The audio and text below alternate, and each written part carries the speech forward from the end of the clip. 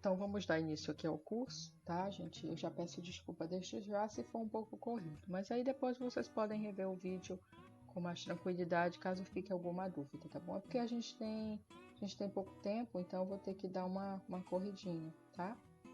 A primeira coisa que eu vou fazer é definir variável, tá? Como é que eu defino uma variável aqui? Basta eu escrever a minha variável, por exemplo, A, tá igual e colocar o valor, tá?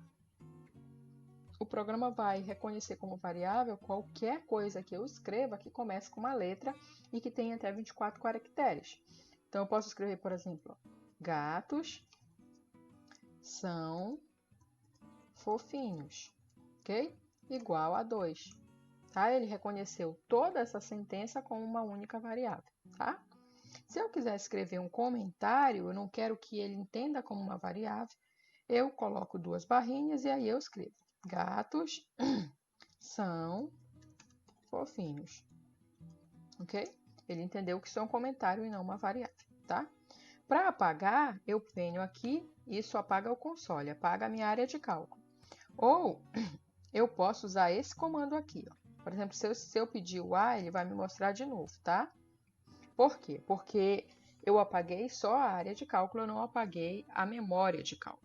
Provavelmente, se você instalou o Scilab pela primeira vez, o seu deve abrir com uma outra janelinha aqui do lado e te mostra essa memória de cálculo, porque eu desativei no meu, tá? Para limpar a memória de cálculo, você tem que usar um outro comando, tá? Então, você usa clear, se você tiver com variáveis globais, você usa clear global, tá? E para limpar a área, você tanto pode vir aqui na vassourinha, como pode usar CLC, ok? Então, vamos definir uma variável A e uma B e fazer algumas operações básicas com essa variável. Vou escrever A igual a 1, ponto e vírgula, B igual a 2, ponto e vírgula. Quando eu coloco o ponto e vírgula, notem que ele decorou ou ele gravou o valor da variável, mas ele não está me mostrando, ele está suprimindo a variável daqui da minha área. Quando eu escrevo com o bloco de notas, que está bem aqui, e é o que eu geralmente faço quando estou escrevendo programinhas, a gente usa bastante o ponto e vírgula para que ele não mostre certos valores que não são interessantes para o resultado final, tá? Aí eu posso fazer o quê? Eu posso somar essas duas variáveis, eu posso subtrair, tá? Eu posso multiplicar, tá? Posso dividir e posso dividir à esquerda, tá? Ok? Eu também posso fazer A elevado a B, tá? Então, as operações que geralmente a gente já conhece, ok? Vou limpar a memória e vou limpar a área. Existem algumas variáveis especiais que já vêm pré-definidas, como o π, por exemplo. O π vai ser porcentagem π, tá? Nós temos o número imaginário, que corresponde à raiz de menos 1, né? E temos a constante neperiana, tá bom? Que vem pré-definido no programa. Outra coisa que a gente pode ver aqui é como escrever um número imaginário, tá? Ou melhor, um número complexo. Então, o número complexo tem mais ou menos essa forma, né? Uma constante ou um número real, né? Vezes o número imaginário mais uma parte real, né? Essa que é a forma do número complexo. Para escrever o número complexo, a gente escreve, por exemplo, 1, vamos supor que o B aqui vale 1, mais, e o A vale 2. Duas vezes o número imaginário, que é porcentagem I, tá? Aí ele vai escrever o número complexo. A gente pode também definir variáveis não numéricas, tá? Quando estamos trabalhando com matrizes, é comum a gente, ou melhor, pode ser que a gente precise definir variáveis não numéricas. Para definir uma variável não numérica, a gente usa essa aspinha simples, tá? Então, eu defini um A que é igual a ABC e vou definir um B que é igual a C, D e F. Ou melhor, F, E, F, G, tá? F, G, ok? E aí eu posso somar, por exemplo, A com B e ele vai juntar esses caracteres, tá? Essas variáveis não numéricas, tá bom? Agora a gente vai passar para a parte de matrizes e vetores, tá? Porque é importante aqui no nosso estudo, nesse nosso microcurso, né? Saber trabalhar com matrizes e vetores, tá bom? Eu vou limpar. Eu posso escrever um vetor linha, por exemplo. Suponha que eu queira escrever um vetor linha assim, ó. Que ele seja 1, 2, 3 e 4, tá? Como que eu faço isso? Da mesma forma que está escrito lá. A igual, eu abro o colchete, 1, espaço 2, espaço 3, espaço 4. Eu estou escrevendo uma linha, ok? Se eu quiser escrever uma coluna, eu dou 1, ponto e vírgula 2, ponto e vírgula 3, ponto e vírgula 4 e fechei o colchete. Ou eu posso fazer, ó, B igual, abrir colchete, 1, enter, 2, enter, 3, enter, 4. Fechei colchete, ele escreve o mesmo vetor. Então, eu tenho duas formas para escrever um vetor coluna, tá bom? Eu posso usar dois vetores que eu tenha para escrever uma matriz. Então, eu posso definir um vetor A igual 1, 2 e 3, tá bom?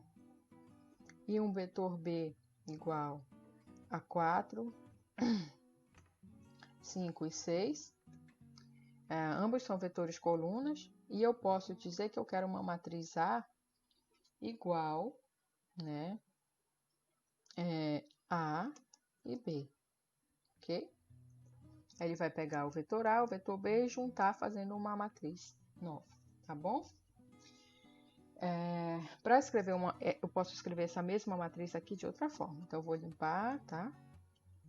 Vou fazer A igual, ok? Aí, como a gente aprendeu que escreve a linha 1, espaço 2, espaço 3, para passar para outra linha, a gente dá um Enter, ou seja, põe um ponto e vírgula. Aí, eu posso 4, 5 e 6. Fechei, escrevi a matriz, tá? Eu posso também escolher valores nessa matriz, ok? Por exemplo, eu quero o número 5 dessa matriz. Vejam, a forma de uma matriz seria isso aqui, ó, IJ, certo? Opa. Onde I é a linha e J corresponde à coluna. Então, se eu quero, por exemplo, o número 5, eu vou escrever A, parêntese, ok? 2, porque ele está na segunda linha, o 2 já corresponde ao I, e 2, porque ele está na segunda coluna, correspondendo às colunas do J, ok? Aí ele vai me dar o número 5. Se eu quiser o número 3, eu vou fazer A, o número 3 está na primeira linha, ok? E está na terceira coluna, ok? Ele vai me dar o número 3. Se eu quiser, por exemplo, o número 6, eu posso fazer ó, A, 2, 3. Ou eu posso fazer A, cifrão. Opa, cifrão. O cifrão me dá o último elemento da matriz, ou o último elemento da linha ou coluna. Se eu quiser, por exemplo, o número 4, eu quero o último elemento da primeira coluna. Então, eu vou dizer que eu quero a última linha, ok? Última linha na primeira coluna, tá? Ele vai me dar o número 4. Se eu quiser, por exemplo, o número 6, eu posso dizer que eu quero o A. Então, eu vou criar a última linha. Vamos pegar o número 3. Eu quero a primeira linha, ok? E quero a última coluna. Ele vai me dar o número 3, ok? Acho que deu para entender. A gente pode também, tá? Vou limpar de novo. Varrer a matriz, ou seja, retirar de uma matriz linhas e colunas específicas. E para isso a gente usa os dois pontos, tá? Então, eu vou escrever uma matriz A igual, eu vou escrever 2, 3, 4, ok? Aí, eu vou escrever uma segunda linha com 5, 6, 7 e 8. E uma terceira linha com 9, 10, 11 e 12, tá? Ok? Escrevi uma matriz de 3 linhas e 4 colunas. Agora, suponha que eu queira apenas essa linha do meio, tá? Eu quero só a linha do meio. Então, eu posso dizer que A, eu quero A, 2, tá? Porque eu quero a segunda linha, vírgula, 2 pontos. Os 2 pontos significa que eu quero todas as colunas. Eu quero que ele varra todas as colunas. Então, eu quero a segunda linha com todas as colunas. Se eu quiser, por exemplo, só a coluna 2 e 3, e não quero as duas colunas intermediárias, então eu vou escrever A, ok? Eu quero todas as linhas, as 3 linhas, todas as linhas. Mas eu só quero da coluna 2 e da coluna 3, então vou fazer de 2 até 3, ok? De 2 até 3. Ele vai me dar só as intermediárias. Então, eu uso essas funções para ir retirando elementos, linhas e colunas de matriz, ok? Nós temos também algumas matrizes especiais, tá? Como, por exemplo, a matriz transposta. Deixa eu ir lá no meu PowerPoint. Ó, eu tenho a matriz transposta, ok? Posso construir uma matriz a partir de um vetor, usando esse vetor como a diagonal dessa matriz. Posso usar essa função para escrever matrizes de zeros e uns. E se eu tenho I e J ou M e N iguais, eu vou ter uma matriz identidade, cuja diagonal principal é 1. Tá, ok? Posso construir matrizes de uns e matrizes de zero, tá? Vamos voltar lá. Eu vou limpar de novo. Vamos construir uma matriz de 2 linhas e 3 colunas. Eu vou fazer a 1, 2 e 3, a 4, 5 e 6, tá? Aí eu quero a transposta. A transposta, como a gente viu no PowerPoint, é dada por A aspas, tá? Aí ele vai fazer a transposta da matriz, tá bom?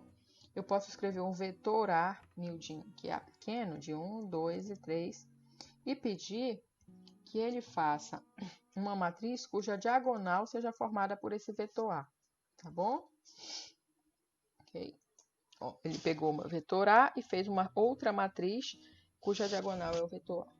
Eu posso usar aquela outra função para escrever uma matriz identidade de 10 por 10, por exemplo. 10 linhas e 10 colunas. Uma matriz identidade. Ou posso usar ela para escrever uma matriz de zeros e uns, de 2 por 3, por exemplo. Ok? O que mais? A matriz de uns, a gente usa essa função. Eu vou criar uma matriz de 5 por 4, por exemplo, formada só por uns. E a matriz de zeros, eu posso criar uma matriz de 2 por 2, 2 por 3, formada só por zeros, tá? A outra coisa que eu posso fazer eu vou limpar aqui,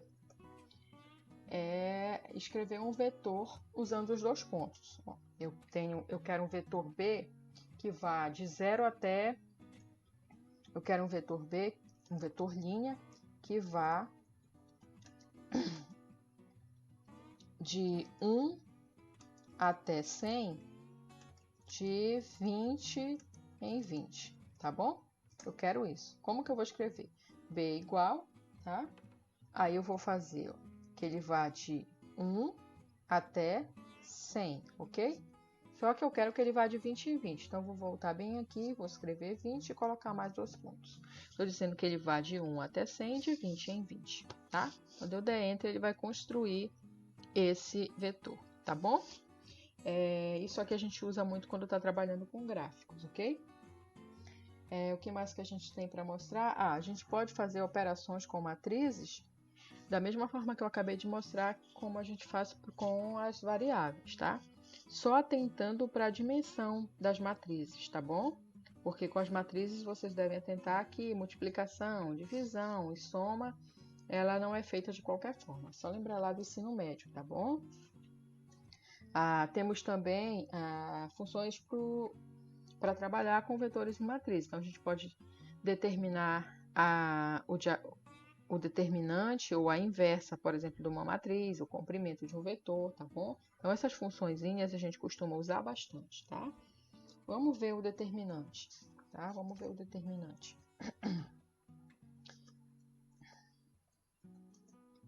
Eu vou escrever uma matriz de 2 por 2, tá? Eu quero o determinante dessa matriz A. Eu passo a escrever det e colocar entre parênteses, tá? Se eu quiser a inversa, eu faço inv A. Inv A. Aí ele vai fazer a inversa. A inversa a gente usa, por exemplo, na resolução de sistemas de equações algébricas lineares. Tá? A gente usa a inversa para encontrar a solução, tá? Por isso que eu estou mostrando. A gente pode também usar a função zero, por exemplo, que eu acabei de mostrar, para construir um vetor, tá? Tem um exemplozinho aqui. Suponha que você queira construir esse vetor de 12 linhas e uma coluna só, onde apenas 3 posições não são zero, tá? Então, é a posição primeira linha, primeira coluna. Segunda linha, primeira coluna. Terceira linha, primeira coluna, tá? Como que a gente escreve? Eu vou limpar aqui, tá? Eu vou dizer que o B é igual, vou seguir a mesma nomenclatura que eu tenho aqui, tá? Para não confundir. Uma matriz de zeros, ok? De 12 linhas e uma coluna, ok? Ó, eu construí uma matriz toda de zero. Mas a gente viu lá que nessa posição, nessa e nessa aqui, eu tenho outros valores. Então, como que eu vou fazer? Eu vou fazer B, ok? B, parêntese, 1,1. O que é que eu estou dizendo? Que nessa posição, ó, primeira linha, primeira coluna não é zero. É, na verdade, menos 1, tá? Aí eu vou dizer, ó, que B, 2, ou seja, segunda linha, primeira coluna, também não é zero. É, na verdade, 6, né? É 6, ok? E vou dizer que B, sexta linha, primeira coluna, também não é zero. É, na verdade, 5, ok? Quando eu pedir novamente o valor do vetor B, ele vai me dar exatamente igual a esse que eu fiz aqui, tá? Se der tempo, a gente vai ver um exemplo mais contextualizado onde essa funçãozinha é usada, tá? Por isso que eu estou mostrando. Outra função que a gente pode usar é o esparse para fazer matriz esparsa, tá? Então, suponha que a gente tenha, vamos lá no PowerPoint, que a gente queira construir essa matriz, tá? Essa matriz tem 10 colunas e 4 linhas. Quase todos os elementos são zero, a não ser nessa posição da primeira linha, segunda coluna, nessa posição da quarta linha, quinta coluna, e nessa posição da décima linha, ou terceira linha, décima coluna. Tá? Então, a gente vai usar essa função sparse aqui para construir essa matriz sem precisar digitar tudo isso, tá? Então, como é que a gente vai fazer? Eu vou escrever um B igual, ok? Sparse, tá? Aí eu abro um parênteses e um colchete. Nesse primeiro colchete, eu vou informar as posições onde não é zero, tá? Então, vamos ver, ó. Primeira linha, segunda coluna. Então, eu vou colocar 1,2. Aí, a próxima posição é quarta linha, quinta coluna, certo? 4, 5, tá? A outra posição é terceira linha, décima coluna, tá? Então, é 3 e 10, tá bom? Aí eu fecho, ok? Vírgula, eu abro outro e nesse outro eu informo os valores que estão nessas posições, tá? Então, eu tenho 1, 2 e 3, os valores que estão nessas posições. 1,2,3, tá? Aí eu fecho o colchete e fecho o parênteses, ok? Aí ele vai me dar a matriz esparsa. Ele está dizendo que essa é uma matriz esparsa de 4 por 10, ou seja, é uma matriz formada por zeros, só que nessas posições não é zero. Então, na primeira linha, segunda coluna, eu tenho 1, na terceira linha, décima coluna, eu tenho 3, na quarta linha, quinta coluna, eu tenho 2. Todos os outros elementos são zero. Quando nós temos matrizes muito grandes, essa função pode ser interessante de ser utilizada, tá bom? Agora a gente vai ver um exemplo. A gente vai ver alguns exemplos. Antes de fazer os exemplos, eu preciso mostrar para vocês os comandos de saída e de entrada de dados, porque quando nós estamos escrevendo os programas, é muito importante que a gente use os comandos, principalmente os de saída de dados, para poder expressar os resultados, tá bom? Então, se eu vier aqui, olha, no bloquinho de notas do Scilab, ele vai abrir isso aqui, ó, um bloco de notas limpo, aí eu vou em salvar, tá? E salvo aqui numa pasta que eu queira com um certo nome que eu queira, tá bom? O meu é porque eu já deixei vários exemplos abertos para ir facilitando na hora que a gente está aqui dando o curso, tá bom? Então, ó, eu deixei um exemplo aberto, um bloquinho de notas aberto que eu já salvei, tá? E a gente vai ver os comandos de entrada, que é o input, e os comandos de saída, disp e printf, tá? Eu vou fazer um exemplinho bem fácil, onde a gente vai utilizar esses comandos. Então, eu vou escrever aqui, ó, para ele apagar a memória, para ele apagar a tela. Para quê? Para quando eu executar, toda vez que eu executar, ele vai limpar aqui, tá? Vocês lembram da equação dos gases, né? Então, PV igual a RT, tá? Suponha que nós queiramos o volume a diferentes temperaturas e pressões a cada vez que a gente execute, tá? Então, o que é que a gente vai fazer aqui? A gente vai informar R, informar P e T, tá? Porque eu quero fazer isso aqui, ó. Eu quero ter V igual a RT sobre P, tá? É isso que eu vou querer depois. Então, eu vou primeiro informar quem é R. Vocês lembram, R pode ser 0,08206, né? Acho que isso aqui está em ATM, litro por grama mol Kelvin, tá? É uma das unidades do R. Eu tenho que informar quem é P e quem é T. Só que eu não quero fixar o valor de P e T. Eu quero, toda vez que eu executar esse programinha que eu estou escrevendo, eu possa informar uma P e uma T diferente. Então, para isso, eu vou usar o input, tá? Então, eu vou dizer que T é igual ao input, tá?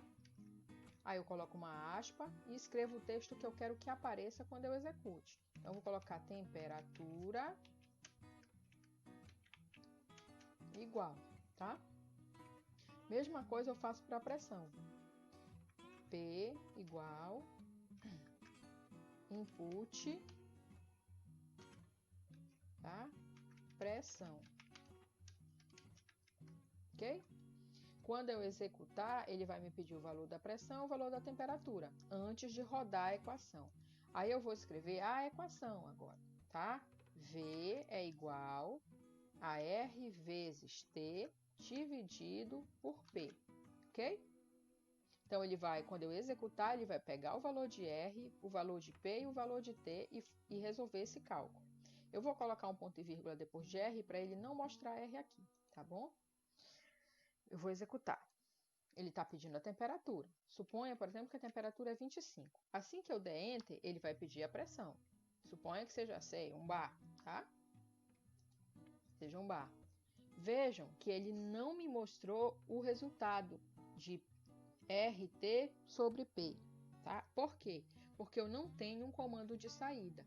Ele só vai me mostrar esse resultado se eu pedir. Então, se eu escrever aqui, ó, disp V, ele vai me mostrar o valor desse cálculo, tá?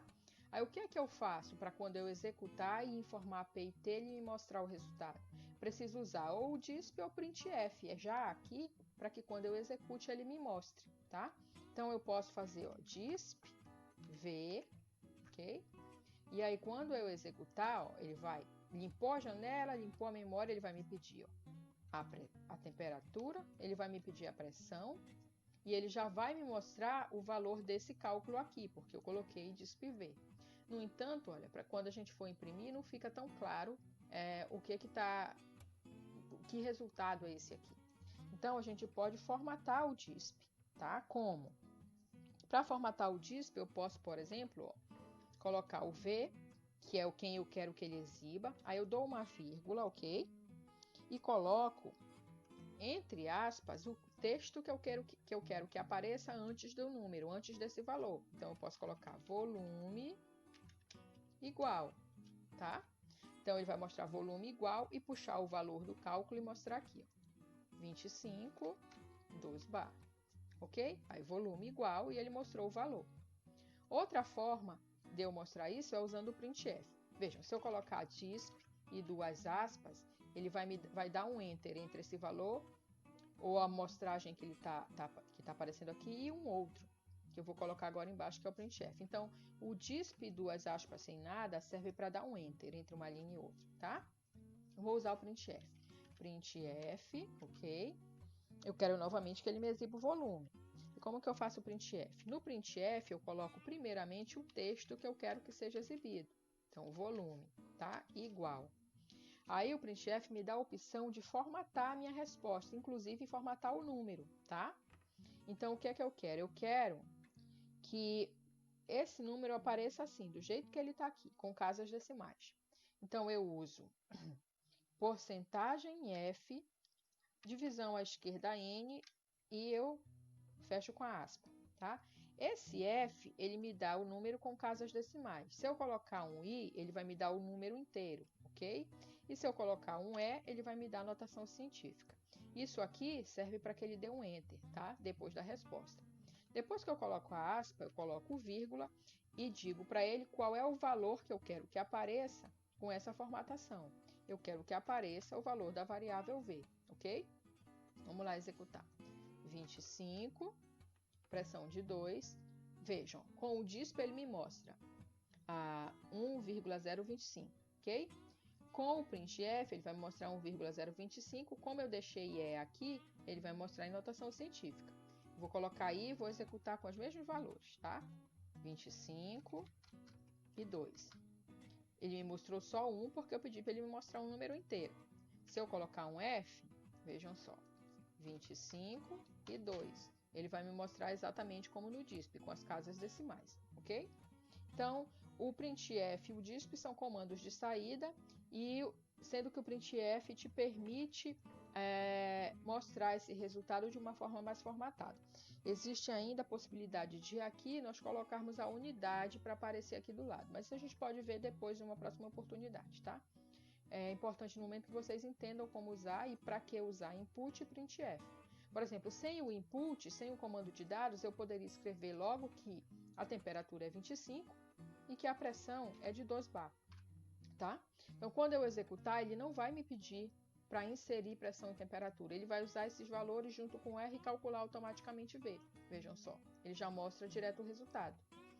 Se eu quisesse usar em outra API, eu teria que vir aqui dentro do programa e alterar aqui. Por isso é interessante usar o input para comandos de entrada, ok?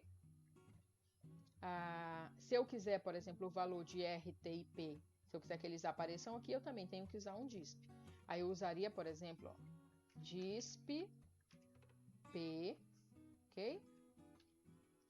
E usaria DISP T, para que ele me mostre esses dois valores quando eu executar, ok? Ó, ele me mostrou a pressão e a temperatura. E aí eu posso formatar como eu formatei aqui no volume, ok? Eu espero que esteja entendido. A gente precisa muito usar isso durante a programação, é por isso que eu estou mostrando, ok?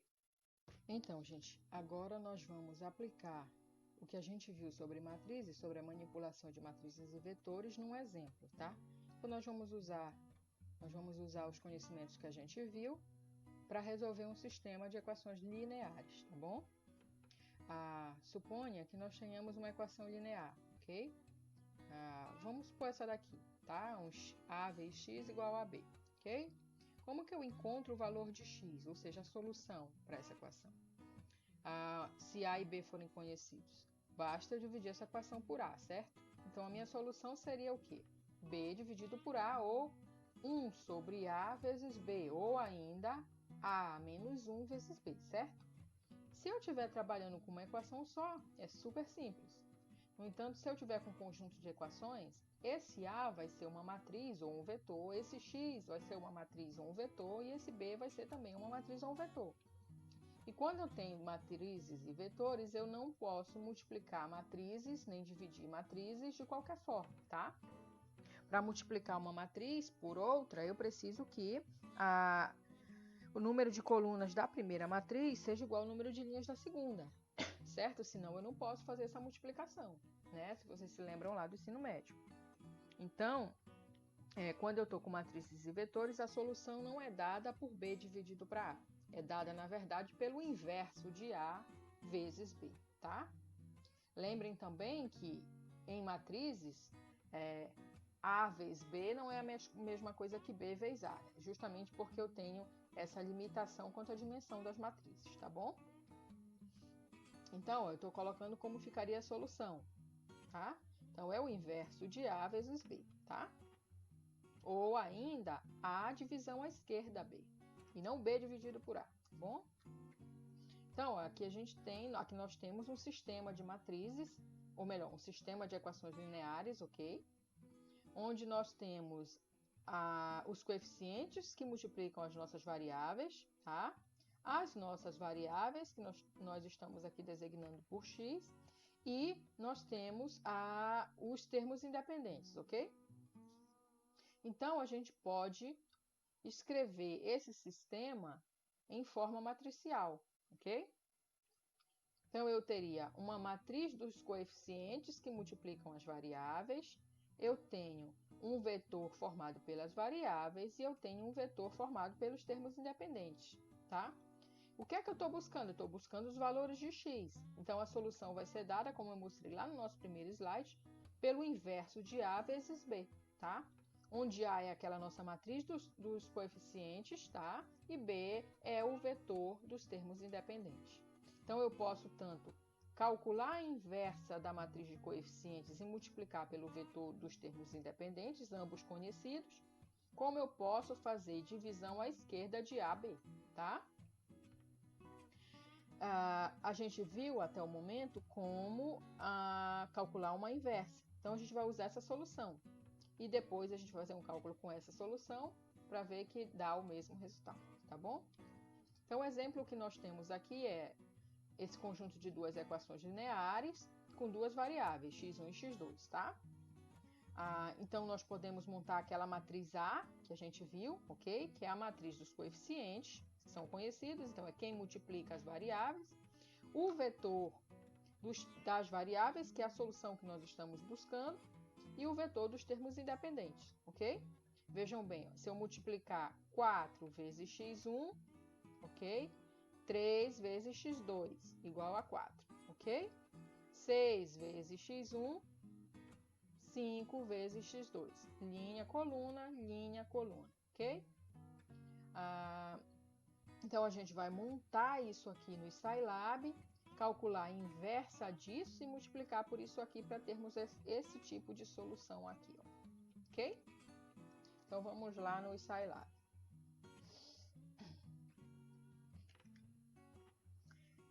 Eu vou escrever a matriz A primeiramente, né? A igual, a gente já viu como escreve isso aqui, ó. Eu tenho uma matriz com duas linhas e duas colunas, onde a primeira linha é 4 e 3, tá? Então, eu vou escrever 4, espaço 3, ponto e vírgula. A segunda linha, 6, espaço 5. 6, espaço 5. Fecho, ok? Aí, eu tenho a matriz A, tá? O que é que eu preciso? Eu preciso escrever o vetor dos termos independentes, o vetor 4, 8, ok? O vetor coluna. Então, B vai ser igual a 4, ponto e vírgula 8, ok? Escrevi o vetor coluna. A nossa solução, lembrem, a nossa solução é dada por... Estou procurando os valores de x, certo? X é dado pela inversa de A, ok? Vezes B, tá? É isso que eu estou buscando. Então, eu vou escrever essa equaçãozinha. X é igual à inversa da matriz A vezes B, ok? O que ele vai fazer? Vai calcular a inversa dessa matriz e multiplicar por esse vetor, ok? Aí, ele me dá o resultado. O resultado é que x1 é 2 e x2 é 4, ok? Eu também poderia fazer como? Colocando o outro tipo de solução que eu mostrei, ó. Os valores de x vão ser dados pela matriz A divisão à esquerda B, tá? A divisão à esquerda B, ok? Vejam que se eu fizer, tá? B vezes a inversa de A, não dá para fazer, porque, como eu expliquei lá no começo do primeiro slide, A vezes B não é a mesma coisa que B vezes A. Do mesmo modo, se eu fizer B dividido por A, também não vai dar certo, tá bom? Então, é só se atentar a isso. Essa é uma forma de resolver um sistema de equações lineares usando o Scilab e usando essa solução com matrizes, tá? Nós vamos ver agora um exemplo um pouco maior, mais contextualizado, voltado para a engenharia química. Então, nós vamos ver esse exemplo, tá? Que é um pouco mais contextualizado, tá? Nós temos um reator, tá? Onde ocorre a reação A mais B dando C. O produto dessa reação e a sobra de reagentes, tá? É enviada a um separador, ok? Onde há uma corrente de reciclo, onde esse reciclo é misturado à alimentação de reagentes e enviado novamente ao reator, ok? É informado aqui no problema a alimentação, que é de 1000 mols/hora, e a constituição ou a composição dessa alimentação, tá? Então, essa alimentação, designada pela corrente 1, tem 1/3 de A e 2/3 de B, ok? O que mais que é dado no problema, tá? É dito que aqui no reator, 20% do A que entra é convertido em C, tá? É dito também que aqui no separador, 80% do A que entra nesse separador é reciclado para o processo. 90% de B é reciclado por processo e 10% do C também é reciclado para o processo, tá? Se 90% de A é reciclado, isso quer dizer que 10% de A sai aqui, tá? Ou melhor, 80% de A vai para cá e 20% sai aqui. Para B, 90% é reciclado, 10% sai aqui na corrente 4. E C, 90% do C vai sair na corrente 4. Acho que deu para entender bem, né? Então, o que é que se pede no problema? Que todas as correntes desconhecidas sejam calculadas, tá? O que é que a gente conhece analisando esse problema? A gente conhece o fit, então a gente conhece quanto de A e quanto de B entra, tá? E nós conhecemos o fator de separação, ou seja, quanto de A em termos de proporção vai sair aqui dessa corrente que entrou. Nós também conhecemos a estequiometria e a taxa de conversão de A, ou seja, o XA, tá? Então, para resolver esse problema, nós precisamos fazer o balanço material nos diversos pontos do problema, ok? Ou da plantinha aqui exemplificada. Eu primeiramente designei índices para os nossos reagentes e produtos, mas se você tentar repetir o problema, você pode usar os índices ABC normalmente, como você preferir, tá? Só para ressaltar, esse problema, ele é um problema do livro do professor Kuong, lá da UFSCar, tá? É um livro que eu já devo ter falado sobre ele na introdução do curso, tá bom? Esse é um problema de lá do livro, para quem quiser verificar depois, tá? Então, eu vou fazer o balanço material, primeiramente no misturador, tá? Bem aqui nesse pontinho, para cada um dos componentes que eu tenho, para cada uma das substâncias. Então, primeiramente para A. Então, eu vou verificar quanto de A que entra e quanto de A que sai. Vamos lembrar que nós temos entrada menos saída, mais ou menos o que reage, igual ao acúmulo. A gente está admitindo aqui que nós estamos em estado estacionário ou regime permanente, então não há acúmulo, ok? Nesse ponto não há reação, então nós teríamos o que entra igual ao que sai nesse ponto. Então, se a gente fizer para o reagente A, quem entra em A? Entra o que vem da corrente 1 mais o que vem da corrente 5. Lembrando que eu designei A pelo subscrito 1, tá? Então, eu vou ter o A que vem da corrente 1 mais o A que vem da corrente 5 igual ao A que sai, ou seja, o A que sai em 2, tá? A mesma coisa para B, a mesma coisa para C. Lembrando que em C, nós não temos C entrando no feed, na alimentação, né? Então, o C que sai vai ser igual ao C que vem da corrente 5, C reciclado, tá bom? Aí temos um balanço no reator. Diferentemente desse ponto, no reator há uma reação, tá bom? Então, se você fizer o balanço no reator para o componente A, você vai ter o A que sai, né? O A que sai em 3. Aí você vai ter o A que entra em 1, em 2, né? Então, N2, 1. Se você multiplicar aqui, menos o A que reagiu, né? Quem é o A que reagiu? É a quantidade que entrou vezes a conversão. Então, se você fizer essa multiplicação, N21 menos N21 vezes XA. Vai dar exatamente a quantidade de A que sai em 3, tá bom? Isso aqui só está arrumado. A mesma coisa para o componente B, tá? Eu tenho o B que sai em 3, vai ser igual ao B que entrou, menos o B que reagiu. Quem é o B que reagiu? Vai ser a conversão de A, tá? Ou a conversão de B vezes o B que entrou. Só que aqui eu coloquei tudo em termos de A. É só dar uma lembradinha lá de cálculo de reatores, tá? Eu coloquei tudo em termos de A, tá bom? A mesma coisa para C. Só que em C, como C é produto, a conversão de C é positiva, tá? E tá em termos de A também, ok? Aí nós temos um balanço no separador, tá? Então, no separador fica até mais simples de visualizar. O que entra é 3, o que sai é 4 e 5, tá? Então, entra 3 de A, sai A em 4 e A em 5, ok? A mesma coisa para B e C.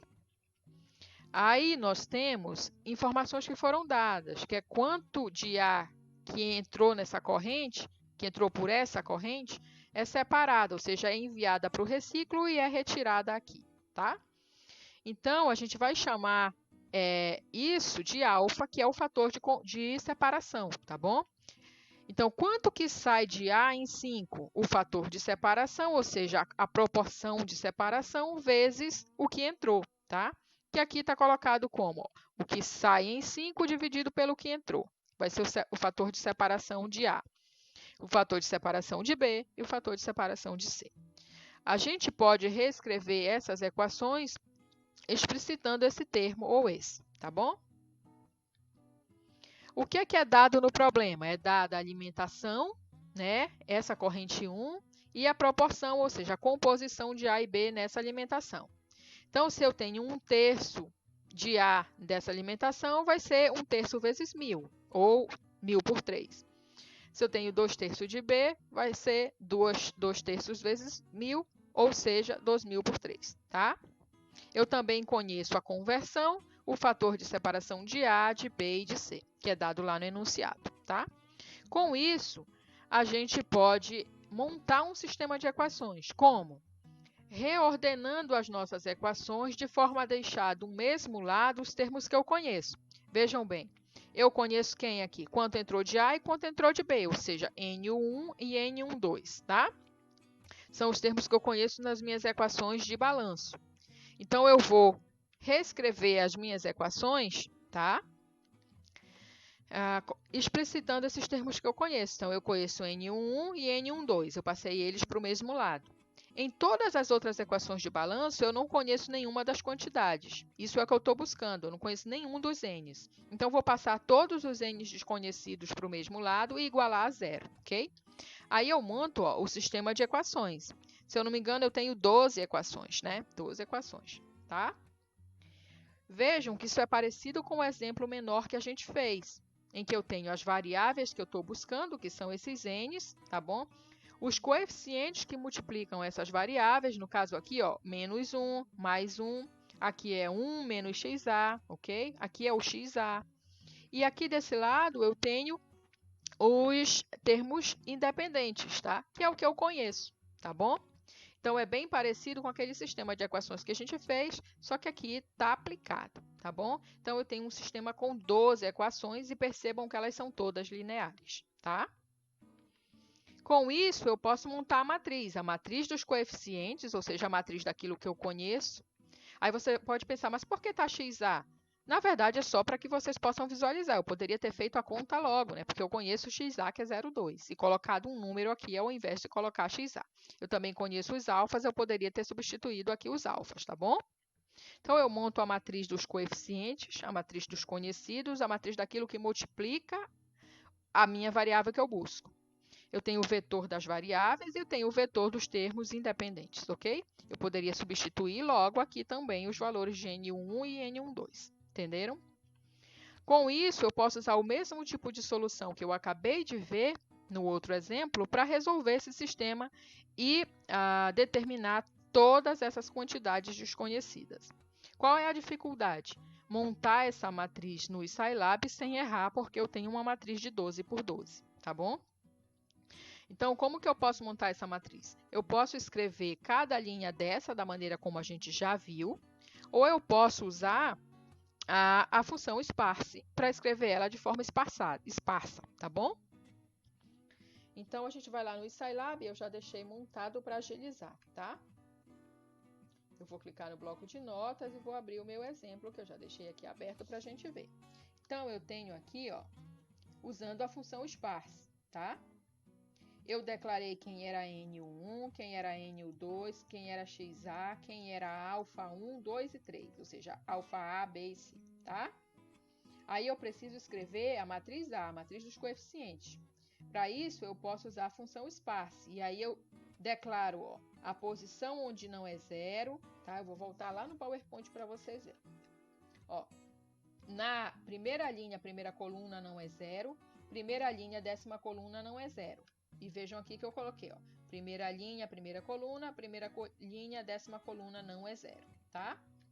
Mesma coisa aqui para a segunda linha, ó.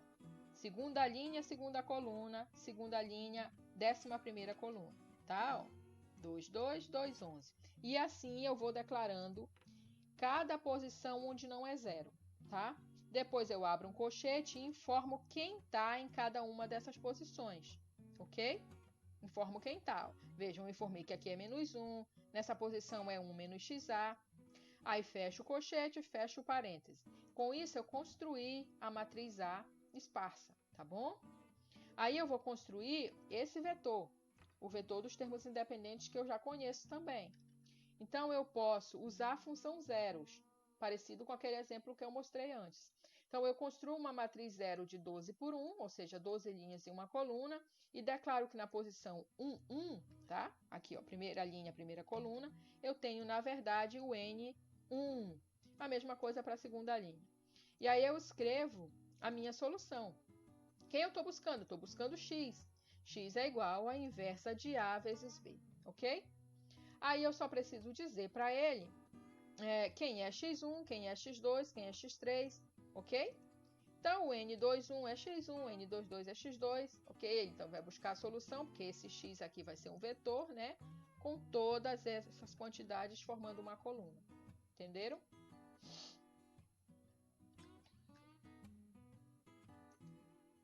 Se eu executar, vejam que não aparece nada. Por que não aparece nada?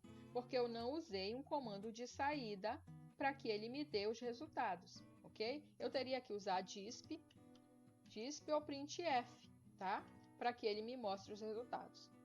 Ó, se eu usar disp_x, ele vai me mostrar o vetor x, ok? Todos os valores desconhecidos, ok? Ele vai me mostrar o vetor x. Aí eu poderia usar um disp formatado, né? Eu poderia colocar ó, o valor de x e colocar quem é x1, por exemplo, tá? Ou usar uma outra forma para formatar isso, usando o printf, por exemplo. Eu tenho esse mesmo exemplo feito usando... Deixa eu ver se eu encontro ele aqui, tá? Usando a escrita das matrizes daquela forma mais tradicional. Então, eu poderia escrever a primeira linha, a segunda, a terceira, exatamente como está aqui no PowerPoint. Escreva essa linha, escreva a outra, tá?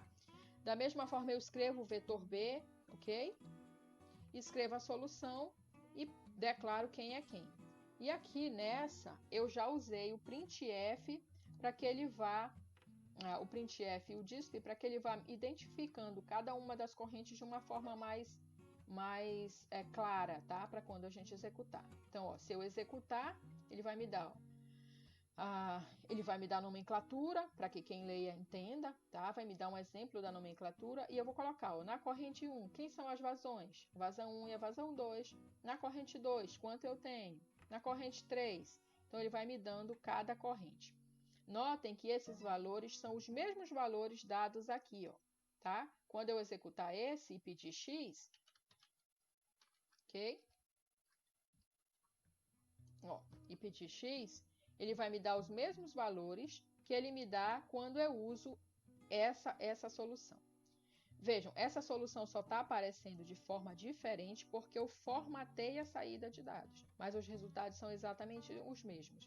Então, se você escrever as matrizes usando aquela nossa formulazinha tradicional, ou escrever as matrizes usando o sparse e o zero, tá? Vai dar o mesmo resultado. Aqui eu não vou formatar a saída de dados porque vai custar tempo, tá bom? Mas vocês podem tentar refazer esse exemplo e usar os conhecimentos que a gente já viu também de saída e entrada de dados para reescrever esse problema, ok?